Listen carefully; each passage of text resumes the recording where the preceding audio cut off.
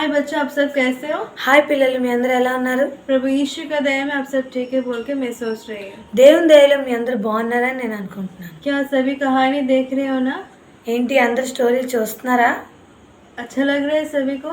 నచ్చుతోందా అందరికీ? तो कुछ दिन गैप आ गया है वीडियोस के बना के अपलोड करने के लिए। అయితే కొన్ని రోజులు గ్యాప్ వచ్చింది వీడియో అప్లోడ్ చేయడానికి. तो अभी और एक कहानी सुनते हैं।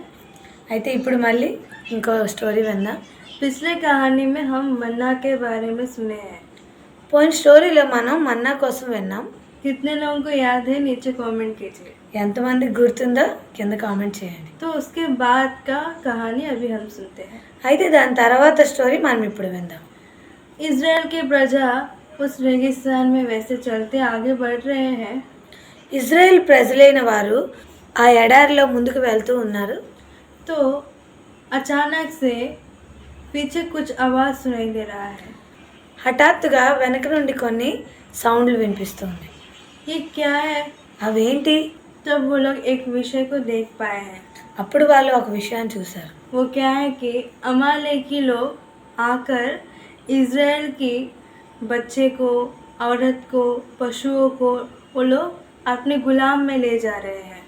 అదేంటంటే అమాలేకీయులు అక్కడ ఉన్న స్త్రీలను, పిల్లలను, పశువులను అన్నిటినీ వాళ్ళు దోచుకుంటూ ఉన్నారు.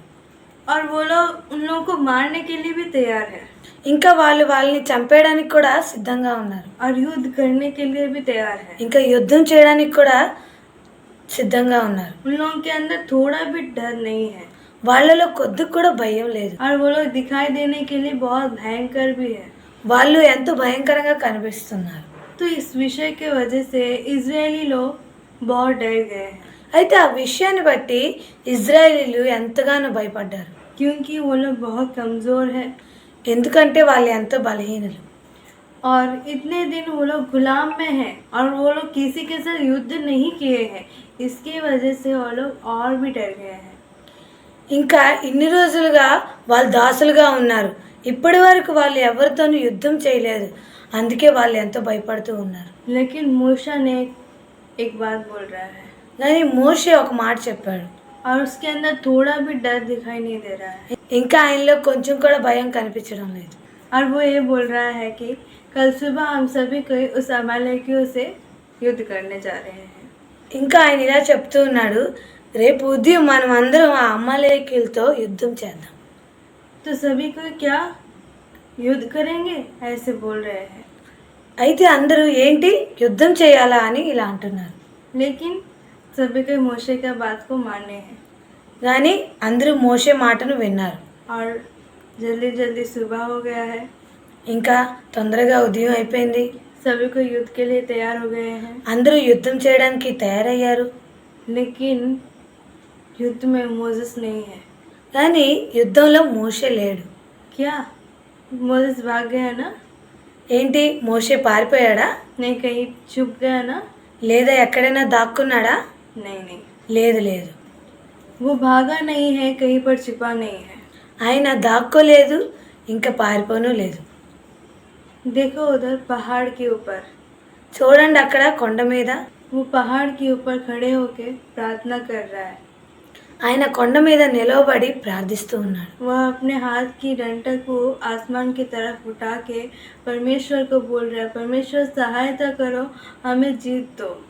ఆయన తన చేతిలో ఉన్న కర్రని దేవుని వైపు చూపించి ప్రార్థిస్తూ ఉన్నాడు. దేవా మాకు సహాయం చెయ్యు, ఇంకా జయమునివ్వు. तो ऊपर दिखा रहा है, मतलब ऊपर कौन है? అయితే ఆయన పైకి చూపిస్తున్నాడు. అంటే పైన ఎవరున్నారు? ऊपर परमेश्वर है। పైన దేవుడు ఉన్నాడు. वो परमेश्वर को पुकार रहा है। ఆయన దేవునికి పిలుస్తూ ఉన్నాడు.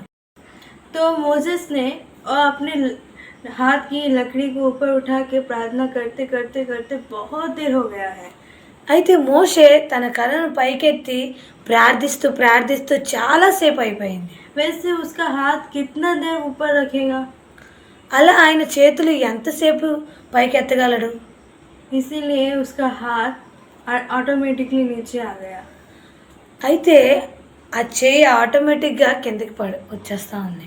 क्योंकि वो उतना देर रख नहीं पा रहा है। ఎందుకంటే ఆయన అంతసేపు ఉంచలేకపోతా ఉన్నాడు. तो यहाँ पर क्या हो रहा है पता है? అయితే ఇక్కడ ఏం జరుగుతుందో తెలుసా?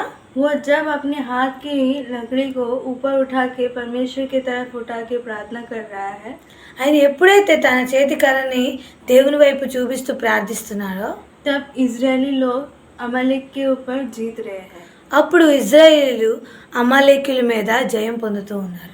जब वो अपना हाथ नीचे कर दे रहा है, ఎప్పుడైతే ఆయన చేతిని కింద పెట్టిస్తూ ఉన్నారో अमालेकियों ने इजरायली के ऊपर जीत रहा है। అమాలేకీయులు ఇజ్రాయేల్ మీద జయం పొందుతూ ఉన్నారు. तो वहाँ पर मोसेस अकेला नहीं है और 2 व्यक्ति भी है। అయితే అక్కడ మోషే ఒంటరిగా లేడు, ఇంకా 2 వ్యక్తులు అక్కడ ఉన్నారు. वो लोग इस सब देख रहा है వాళ్ళు ఇదంతా చూస్తూ ఉన్నారు. और वो ग्रहण कर पाए हैं ఇంకా వాళ్ళు ఒకటి గ్రహించారు, कि इनका हाथ ऊपर उठाने से इजरायली जीत रहा है, नीचे करने से अमेलेकी जीत रहा है बोल के वो लोग ग्रहण कर पाए हैं। అదేంటంటే ఆయన తన చేతిని ఎత్తినప్పుడు ఇజ్రాయేల్ జయం పొందుతూ ఉన్నారు, తన చేతిని కింద పెట్టినప్పుడు అమాలేకీయులు జయం పొందుతూ ఉన్నారు. तो वो लोग क्या किए हैं? मोसेस के लिए एक बड़ा सा पत्थर को ले आए हैं। అయితే అప్పుడు వాళ్ళు ఏం చేశారంటే మోషే కోసం పెద్ద రాయిని అక్కడ తెచ్చారు. और मोसेस को उसके ऊपर बैठने बोले हैं। ఇంకా మోషేను దాని మీద కూర్చోమని చెప్పారు. और वो दोनों मोसेस का हाथ को पकड़ के ऊपर उठा के रखा है। ఇంకా వాళ్ళిద్దరూ మోషే చేతులను పైకెత్తి పట్టుకు ఉన్నారు. और मोसेस ने प्रार्थना कर रहा है ఇంకా మోషే ప్రార్థిస్తూ ఉన్నారు. और मोसेस के साथ ये लोग भी प्रार्थना कर रहा है। ఇంకా మోషేతో పాటు వీళ్ళు కూడా ప్రార్థిస్తున్నారు. तो ये दोनों कौन है? అయితే వాళ్ళిద్దరు ఎవరు? उनका नाम क्या है? వాళ్ళ పేర్లు ఏమిటి? उनमें से एक का नाम है हारून వాళ్ళలో ఒకరి పేరు అహరోను, और एक का नाम है हूर। ఇంకొకరి పేరు ఊరు. ये दोनों वहाँ पर मोसेस का सहायता किया है। వీళ్ళిద్దరూ అక్కడ మోసేకి సహాయం చేస్తూ ఉన్నారు. इसकी वजह से उस दिन उतना शक्तिशाली अमालेकियों को इजराइल हरा दिया।